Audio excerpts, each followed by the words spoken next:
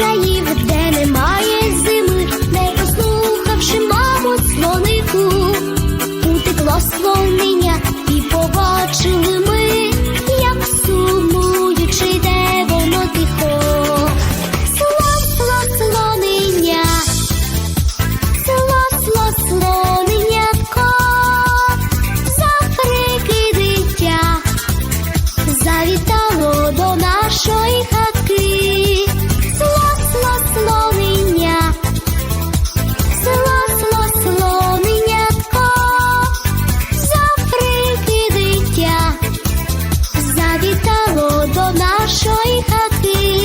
Як до столу сіда, роззявляючи рот, на сніданок з'їдав маму кашку, потім сир і салат, пироги, бутерброд, на кінець молока вип'є чашку. Слонення, слоненятко, з Африки дитя, завітало до нашої хати. Слонення, слоненятко, з Африки дитя, завітало до нашої хати.